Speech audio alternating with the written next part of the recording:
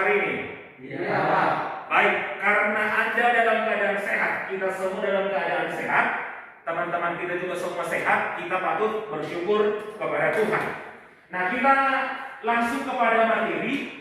Materi kita berbicara tentang Tuhan pedoman kehidupan keluargaku. Sama-sama dulu kita sebutkan 2, 3, ya. Tuhan pedoman kehidupan keluargaku. Nah, ini bisa kita lihat di Alkitab yang tertulis di Kejadian 2 ayat 24. Nah, kita melangkah kepada pengertian keluarga. Pengertian keluarga. Siapa di sini yang bisa menyebutkan atau mendefinisikan apa itu keluarga? Ya, silakan aku. Keluarga adalah yang terdiri dari ayah, ibu, dan anak. Coba sekali lagi, apa pengertian keluarga? Keluarga adalah yang terdiri dari ayah, ibu, dan anak. Baik, terima kasih. Terima kasih ya anakku ya. Ya, pengertian keluarga. Nah, keluarga menurut di dalam kamus besar bahasa Indonesia. Tadi sudah benar yang disampaikan oleh teman kita yang tadi ya. Tetapi kalau kita melihat menurut kamus besar bahasa Indonesia, keluarga itu terdiri dari ibu, terdiri dari bapak, dan terdiri dari anak-anaknya atau seisi rumahnya. Nah, pengertian ini mengacu pada aspek antropologis, yaitu manusia dalam lingkungan keluarga. Manusia dalam lingkungan keluarga. Baik, nah, menurut definisi keluarga, menurut ahli yang lain, bahwa si Hendy Suhendi berkata bahwa keluarga itu adalah suatu kelompok yang terdiri dari 2 atau lebih yang direkat oleh ikatan darah, diikat oleh perkawinan atau adopsi, serta hidup atau tinggal bersama di dalam keluarga. Berarti menurut si Hendy Suhendi, ternyata keluarga ini bukan hanya terdiri lagi dari ayah, bukan terdiri dari ayah, ibu, dan anak. Ternyata setiap orang yang tinggal hidup dengan kita, katakan satu rumah, itu juga keluarga. Lalu ikatan darah berhubungan darah dengan kita, itu juga termasuk definisi keluarga. Nah, baik, kita lanjutkan. Terdapat 2 bentuk keluarga dalam masyarakat. Apa yang kedua itu? Yaitu keluarga inti dan keluarga besar. Sama-sama dulu kamu sebutkan keluarga inti dan keluarga besar. 2, 3, ya. Keluarga inti dan keluarga besar. Sekali lagi yang semangat anakku. 2, 3, ya. Keluarga inti dan keluarga besar. Baik, apa itu pengertian dari keluarga inti atau nuclear family? Conjugal family, basic family, yaitu kelompok yang terdiri dari ayah, yang terdiri dari ibu, dan terdiri dari anak-anak, atau keluarga yang terdiri pasangan suami istri dan anak-anaknya. Inilah arti atau definisi keluarga inti itu sendiri. Karena tadi ada 2 keluarga inti dan keluarga besar. Nah, keluarga inti itu tadi terdiri dari ayah, terdiri dari ibu, dan anak-anak. Baik, lalu yang kedua tadi, apa itu keluarga kedua? Keluarga kedua adalah keluarga besar. Apa tadi saya bilangkan? Keluarga besar. Sama-sama kita bacain. Keluarga besar yaitu kelompok yang terdiri ya. Kelompok yang terdiri sama dengan suami istri. 2, 3, ya. Keluarga besar adalah 2, 3, ya. Keluarga besar adalah kelompok yang terdiri dari semua orang yang berketurunan dari nenek bersama, termasuk keturunan masing-masing istri dan suami. Itulah keluarga besar. Artinya pihak dari bapak, pihak dari mama. Bukan hanya terdiri dari ayah lagi, bukan hanya terdiri dari ibu dan anak, tetapi keluarga dari pihak bapak, keluarga pihak dari mama. Oke, itu namanya keluarga besar. Baik, nah di sini kita berbicara masalah fungsi keluarga. Fungsi keluarga menurut Hendy Suhendi. Menurut Hendy Suhendi bahwa fungsi keluarga itu yang pertama adalah fungsi biologis. Sama-sama dulu fungsi biologis 2-3 ya. Fungsi biologis. Sekali lagi. Fungsi biologis. Nah, apa itu fungsi biologis? Fungsi biologis itu berkaitan dengan pemenuhan kebutuhan biologis dan pemenuhan seks antara suami dan istri. Nah, berbicara hubungan seks itu kudus. Seks itu berbicara kudus di hadapan Tuhan, tapi kudusnya kepada antara suami dan istri. Ya, di tengah-tengah keluarga juga ada fungsi ini, fungsi biologis. Fungsi biologis tadi itu berbicara tentang masalah seks suami istri untuk menghasilkan suatu keturunan. Jadi konsep pernikahan, konsep seks itu di hadapan Tuhan itu kudus. Bukan jorok atau jijik, ya. Bukan jorok atau jijik, tapi pernikahan itu kudus di hadapan Tuhan. Termasuk juga fungsi keluarga. Yang pertama tadi fungsi biologis, menghasilkan keturunan lewat hubungan badan antara suami dan istri. Itu yang pertama tadi. Fungsi apa? Fungsi biologis. Baik, fungsi yang kedua. Fungsi keluarga yang kedua adalah sama-sama kita baca dulu 2, 3 ya. Fungsi sosialisasi. Sekali lagi 2, 3 ya. Fungsi sosialisasi. Nah, fungsi sosialisasi anak ini berbicara tentang pembentukan kepribadian anak. Pembentukan kepribadian anak. Pendidikan yang pertama sekali diterima oleh anak bukan di sekolah. Pendidikan yang pertama sekali diterima oleh anak bukan di gereja.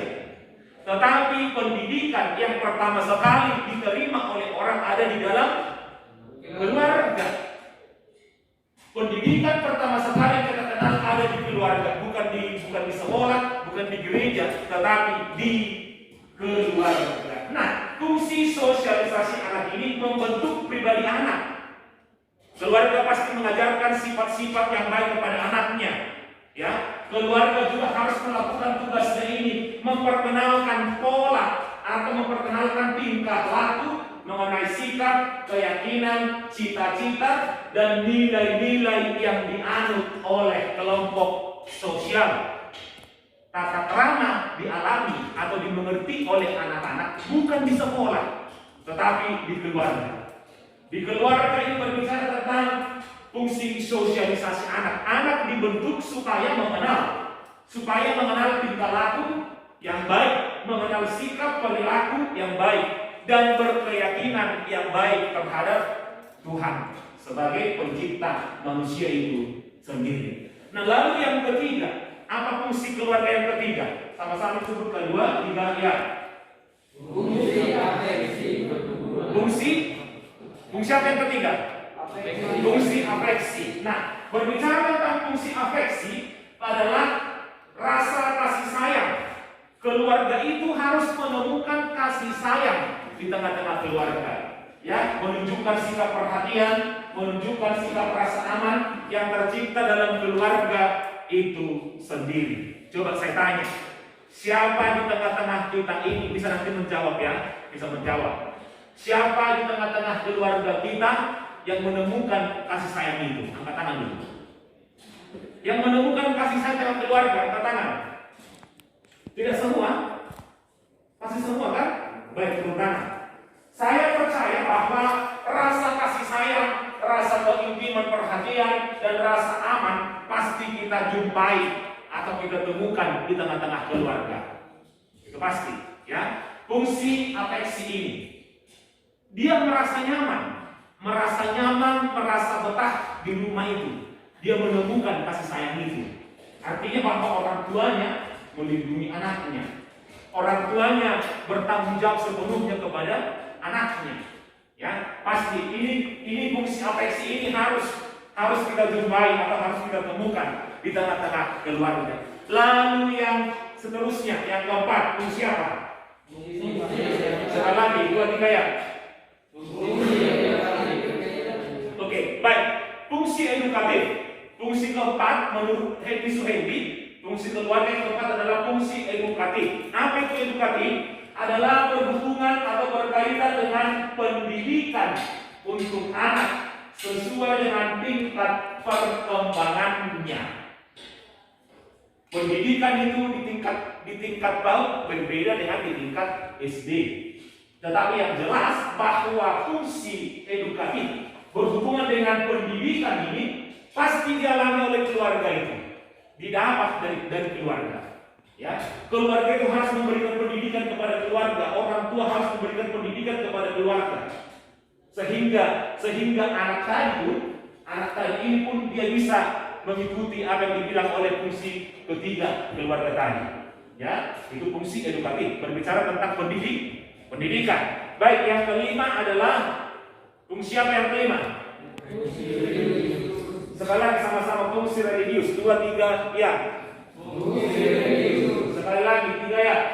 Fungsi religius. Nah, fungsi religius. Oke. Didik kami sekalian, ternyata bahwa tugas keluarga ini sungguh sangat berat. Keluarga itu harus menciptakan seluruh insan-insan yang ada di tengah-tengah keluarga berkeyakinan kepada Tuhan yang Maha Esa.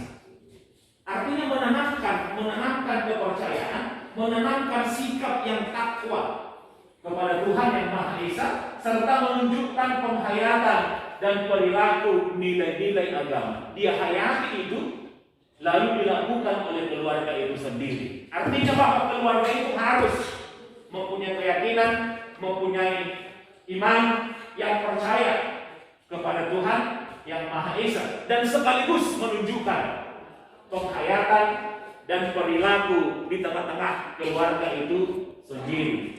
Itu fungsi yang kelima. Nah, lalu fungsi yang keenam. Apa fungsi yang keenam? Sama-sama kita bilang dulu fungsi protektif. 2, 3 ya. Fungsi protektif. Lagi. Fungsi protektif. Apa fungsi protektif? Coba disebutkan sama-sama, kita baca dulu. Ya, fungsi protektif bertujuan 2, 3, iya. Fungsi protektif bertujuan agar memberikan tempat yang aman bagi anggota keluarga dan memberikan perlindungan secara fisik, ekonomis maupun psikologis Bagi seluruh anggota keluarga. Nah, artinya bahwa keluarga itu harus memberikan tempat perlindungan yang nyaman. Ya, seorang anak juga harus merasa nyaman tinggal di rumah. Seorang istri juga harus merasa nyaman tinggal di rumah. Dan seorang bapak pun harus merasa nyaman tinggal di rumah itu sendiri. Ya, keluarga itu harus mampu menunjukkan fungsi protektif perlindungan. Anak harus merasa terlindungi di tengah-tengah keluarga. Anak harus merasa nyaman hidup bersama dengan keluarga itu. Ya, itu fungsi keluarga menurut Henry Suhaimi nomor 6. Lalu selanjutnya nomor 7. Apa fungsi keluarga ke-7? Sama-sama dulu. 2, 3, iya. fungsi rekreatif. Apa itu fungsi rekreatif? Fungsi rekreatif adalah mencari hiburan, memberikan suasana yang segar dan suasana yang gembira dalam lingkungan keluarga. Artinya keluarga itu sebenarnya butuh hiburan. Kalau mungkin kita mempunyai penghasilan yang lebih, penghasilan yang cukup, bukan lebih, penghasilan yang cukup, kita mempunyai rezeki yang cukup, keluarga itu sebenarnya harus membawa keluarganya berekreasi ke tempat-tempat pariwisata.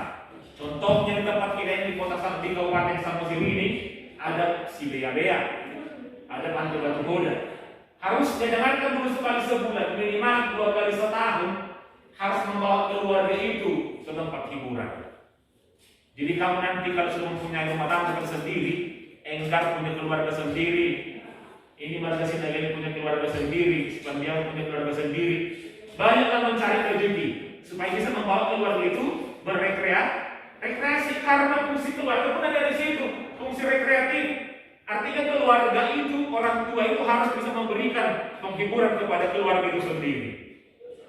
Ya, jadi kamu nanti dalam masa remajamu, kau harus bisa menimbulkan atau mewujudkan fungsi rekreatif ini ke tengah-tengah keluarga untuk hari esok.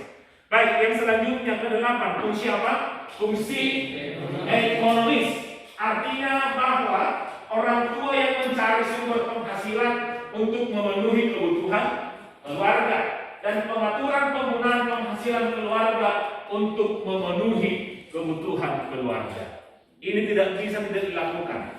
Keluarga itu harus makan 3 kali satu hari, makan pagi, makan siang, makan malam. Dan ini harus dipenuhi. Ini harus dipenuhi dan diwujudkan. Lalu yang terakhir, yang ke-9. Apa itu fungsi yang ke-9? Fungsi status sosial, ya. Fungsi status sosial artinya bahwa keluarga itu harus mewariskan kedudukannya kepada anak-anaknya. Karena kelahiran anggota keluarga biasanya dihubungkan dengan sistem status ini, ya. Fungsi status keluarga. Baik, kita lanjutkan. Itu tadi menurut Hendy Suhendi. Nah, sekarang kita melangkah fungsi keluarga menurut iman Kristen. Sudah? Fungsi keluarga menurut iman Kristen. Yang pertama adalah bahwa keluarga itu sebagai teman sekerja Allah. Teman sekerja Allah dan mengelola alam semesta dan segala isinya. Penuhilah bumi ini, ya kan? Beranak cuculah dan penuhilah bumi ini. Nah, ternyata kita umat Kristiani yang percaya kepada Tuhan, kita menjadi teman sekerja Allah. Artinya kita ikut juga bekerja merawat alam, ikut bekerja merawat lingkungan kita yang ada di sekitar kita. Ya, manusia diciptakan sesuai dengan gambar dan rupa Allah yang kita kenal sebagai imago Dei. Sama-sama dulu, imago Dei 3 ya. Imago Dei. Lagi. Imago Dei. Apa itu imago Dei? Segambar dan serupa dengan Allah. Jadi saya, anak didik kami sekalian, kita merupakan teman sekerja Allah. Teman sekerja Allah untuk sama-sama merawat alam sekitar, merawat lingkungan kita, merawat apapun yang boleh hidup bersentuhan dengan kita, yang dekat dengan kita. Kita harus sama-sama merawatnya. Itulah fungsi keluarga menurut iman Kristen. Baik, lalu yang kedua, apa fungsi keluarga menurut iman Kristen yang kedua? Yang kedua adalah sebagai lembaga pendidik utama dan pertama. Artinya keluarga itu menjadi perwakilan Allah. Artinya keluarga itu sendiri menjadi perwakilan Allah untuk menciptakan pendidikan itu sendiri. Karena keluarga pendidik utama dan pertama. Dan kita sudah sepakat dari awal bahwa pendidikan yang pertama sekali kita temui bukan di gereja, bukan di sekolah, tetapi ada di keluarga. Ada di keluarga. Baik, selanjutnya apa fungsi keluarga menurut iman Kristen yang ketiga? Yang ketiga adalah sebagai wadah semua anggota keluarga dalam mengekspresikan kasih, mengekspresikan kesetiaan dan sikap saling menghormati. Artinya kehidupan di tengah-tengah keluarga itu harus terwujud sikap saling menghormati. Kita sebagai anak harus tunduk dan taat kepada orang tua. Ya, di waktu kita sudah tunduk, di waktu kita sudah taat kepada orang tua, kita sedang menjalankan perintah Tuhan atau titah Tuhan yang kelima. Apa itu yang kelima? Bunyi titah yang kelima. Sama-sama kita sebutkan dulu. Titah yang kelima, 2, 3 ya. Hormatilah ayahmu dan ibumu supaya lanjut umurmu di tanah yang diberikan Tuhan Allah kepadamu. Nah, fungsi keluarga yang ketiga juga menurut iman Kristen kita itu harus kita tunjukkan ekspresinya, menunjukkan kasih, menunjukkan kesetiaan, dan menunjukkan sikap saling hormat menghormati. Kalau kamu punya abang di rumah, umurnya yang lebih tua dari kamu, kamu harus hormat kepada abangmu. Kalau kamu punya adik di rumah, kamu harus menyayangi adikmu yang di rumah. Karena itu fungsi keluarga menurut iman percaya kita kepada Tuhan. Ya, yang pertama tadi apa? Yang pertama adalah sebagai teman sekerja Allah. Yang kedua apa? Dan pertama, yang ketiga sebagai wadah semua anggota keluarga dalam mengekspresikan kasih, kesetiaan, dan sikap saling menghormati.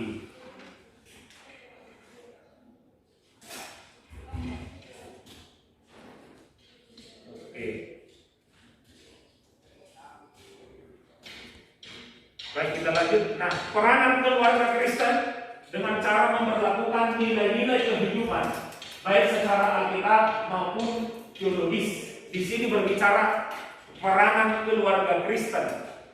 Peranan keluarga Kristen menurut nilai-nilai kehidupan, baik menurut Alkitab dan juga maupun teologis. Yang pertama sama-sama kita sebutkan dulu, 2, 3 ya, sampai rohani aja. 2, 3 ya. Keluarga sebagai pusat pembentukan kehidupan rohani. Sekali lagi 2, 3 ya. Keluarga sebagai pusat pembentukan kehidupan rohani. Baik, yang kedua adalah keluarga sebagai tempat bernaung kudus. Artinya bahwa keluarga merupakan tempat penerimaan, tempat pembinaan, tempat pertumbuhan yang memberdayakan anggota-anggota keluarga untuk berperan serta dalam tindakan kasih dan penyelamatan Allah yang terus berlanjut. Baik, peran yang ketiga sama-sama kita sebutkan dulu sampai dengan holistik. 2, 3 ya. Keluarga yang mencerminkan kasih Allah secara holistik. Lagi 3 ya. Keluarga yang mencerminkan kasih Allah secara holistik.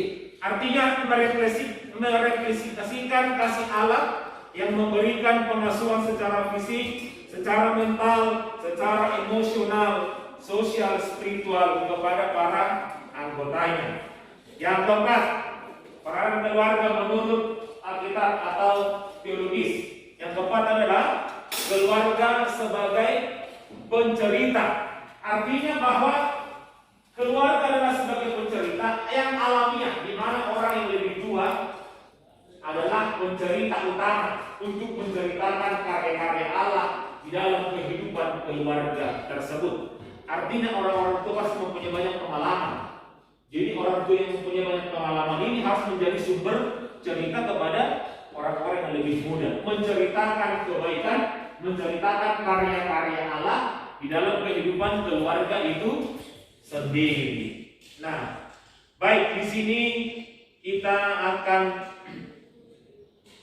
sama-sama melihat, ya. Di sini kita sama-sama melihat ada LKPD, lempar kerja peserta didik. Lempar kerja peserta didik. Tadi Bapak sudah paparkan ada 9 fungsi keluarga menurut Hendy Suhendi, dan sudah kita jelaskan. Sudah kita jelaskan, ya, bahwa ada 9 fungsi keluarga menurut Hendy Suhendi. Coba di antara kami sekalian, siapa yang bisa menjelaskan atau menyebutkan ke-9 fungsi keluarga itu? Baik, maju di sini aja. Di situ aja, sebutkan aja. Satu, fungsi biologis yang berkaitan dengan pemenuhan kebutuhan secara biologis. Ya. Kedua, fungsi sosiologis yang berkaitan dengan pembentukan karakteristik anak. Baik. Dan yang ketiga, fungsi aerologis. Yang ketiga fungsi apa, Aku? Yang ketiga adalah fungsi afeksi yang berkaitan dengan rasa kasih sayang dan rasa aman yang tercipta dalam keluarga. Baik, kita berikan tepuk tangan teman kita dulu. Silakan dulu, Nak. Terima kasih, Anakku ya. Itu kan masih 3 fungsi keluarga. Berarti masih ada lagi 6 lagi fungsi keluarga. Coba siapa yang bisa lagi, Anakku? Maju, Nadia. Engkar Nadia. Ya. Fungsi keluarga menurut Hendy Suhendi. Yang keempat, fungsi edukatif yang berkaitan mendidik anak dan menyekolahkan anak. Baik. Yang kelima, fungsi religius yang mendorong berkembangnya anggota keluarga menjadi insan-insan agama yang penuh ketakwaan terhadap Tuhan Yang Maha Esa. Baik. Fungsi protektif yang bertujuan mencari Kita berikan untuk kami kita masih kita dulu. Oke, terima kasih aku ya. Itu kan masih 6, tinggal 3 lagi. Yang 3 lagi. Siapa yang bisa? Baik, majulah tuh.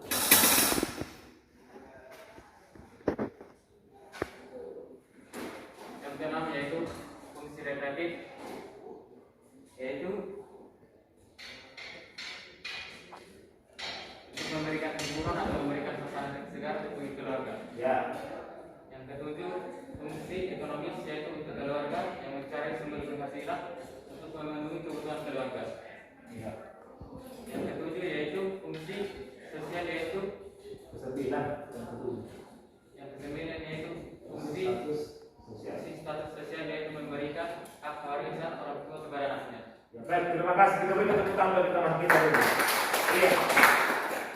Berarti dapat saya memberikan kesimpulan bahwa anak didik kami sudah memahami dan mengerti fungsi-fungsi keluarga itu sendiri.